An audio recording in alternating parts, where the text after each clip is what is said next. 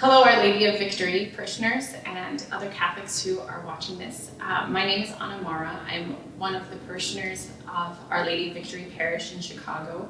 And joining me today is Father Michael, who's the pastor here at OLV. He's agreed to chat about just how we should be approaching the coronavirus situation, how we as Catholics should be kind of dealing with the fact that we can't really go to Mass right now with all of the parishes kind of shut down, and how to incorporate prayer into our lives right now and invite God into these kind of dark moments. Father. Sure. Well, thank you so much, Anna, and thank you, parishioners and friends of Our Lady of Victory, for turning on this message and listening to us. So, I think the first thing we have to do is acknowledge that, yes, we are in a difficult moment in our history. These are challenging times. The crisis is real. There is anxiety in our hearts. There is fears about our family, our finances, our future. So that is a very real experience. But at the same time, there is the presence of our God, our Lord, who is with us journeying. In Romans chapter 3, verse 20, there's this very famous verse. Behold, I stand at the door and I am knocking, and whoever hears my voice and opens the doors, I will go in and dine with him and he with me. This image that this verse invokes, it's depicted very powerfully by an artist, William Hunt. He painted a painting in 1853 where Jesus holding a lantern is standing at the door knocking, and there is no knob on the outside, there's only a knob on the inside of the house. And that image resonates with me when I think about how we're being asked to isolate ourselves, how we're asked to go back home and sort of stay in our houses. So we can imagine how Jesus is knocking on the door right now as we're quarantined, as we're staying inside, and he's asking if he can come in. And we can respond by inviting him into this situation, into this challenge, this crisis. And maybe I can imagine him beginning a conversation with us. And he's saying, I walked the earth and I saw how many of my children have forgotten me. I've walked the earth and I've seen how so many have only been thinking about themselves. And now I'm inviting them to this difficult time, this crisis, to really see things so much differently. The mystery of suffering and evil, it's a mystery, and it's difficult to give any answers. But I think God is inviting us in this mystery of evil to go a little bit deeper and more reflective on how He wants to share with us. I am with you. I want to dine with you. And maybe He's saying, this year there will be even less people coming to church during Lent and during Holy Week. So I'm coming to you. I'm doing this because now I want you to stop. And in the midst of this, again, we're not going to have all the answers, right? Because there is the fear of infection, our family members. We're not sure what might happen. But I think the invitation is for us Catholics to look deeper and look into our tradition of prayer, our tradition of the scriptures where God speaks to us in difficult times. Yeah.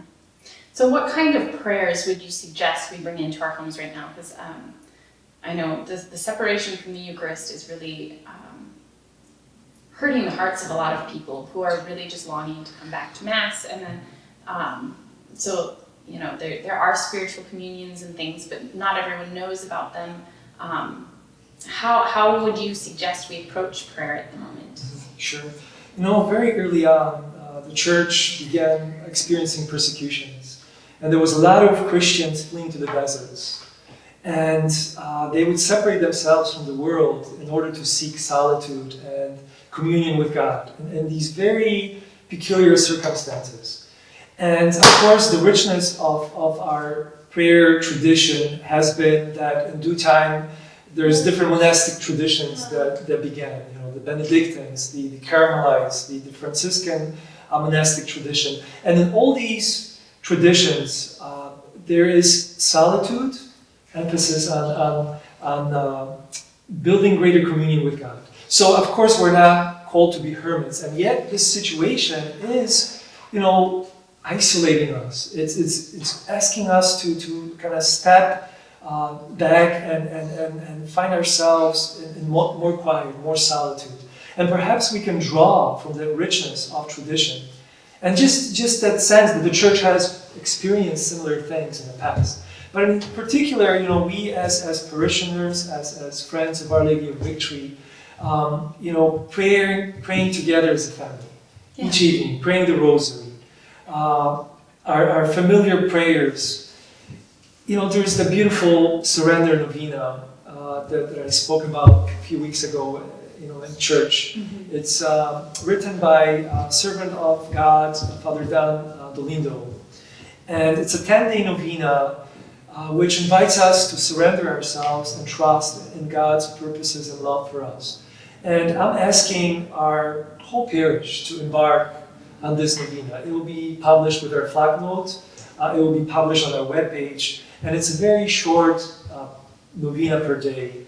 And then it concludes with that beautiful prayer, "O Jesus, I surrender myself to you. Take care of everything." Repeated 10 times. So I'm asking that all of us join in that novena as a parish. Yeah, that's a beautiful one. I like that one a lot. So I guess another thing that would be good to think about is how can we, in this really dark and fearful time, kind of reassess and readjust our mindset so that we can kind of see the opportunities here, because this is an opportunity to grow in virtue as a family. I mean, the call to patience within our households is grown tremendously. The call to generosity and just forgiveness and charity with other stressed out people has grown. What are some things that you might suggest we do to kind of adjust the way we look at this and start recognizing more God's invitation in this time rather than just all of the fear that's clouding everything? Sure. The simplest definition of virtue is being in habit of doing good. Obviously, the opposite of virtue is vice, it's sin. And any repeated good that we do in our life, it kind of becomes our habit, and it becomes sort of automatic. So this could be a great opportunity to build those habits of good, of generosity, of communicating together, speaking with our loved ones.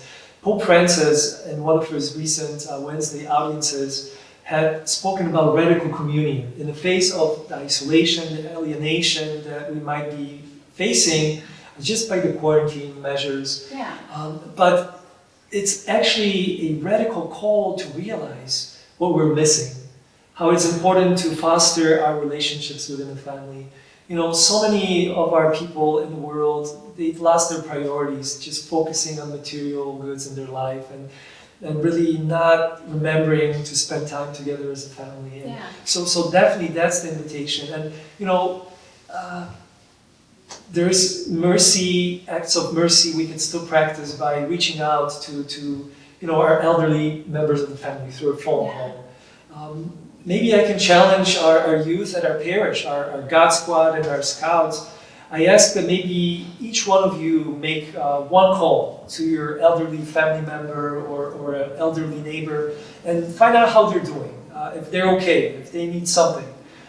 Again, that's another way we could truly practice virtue in this time, this difficult time. Yeah, awesome. That's a really great suggestion. Again, I think it's important that we continue to stay strong in our trust and in our faith. The church still continues to be open. The sacrament is being exposed. The Blessed Sacrament is continuously exposed. And I've seen people come in for private prayer all the time. We have temporarily closed our office, but we're still available for phone calls. Leave a message, we'll respond promptly. So again, the Archdiocese is working together with the authorities, the state and civil authorities to make sure that we take the right actions and the precautions in this time. But again, my invitation to you is to join in that surrender novena together, and let's stay connected and united as a parish here at Our Lady of Victory.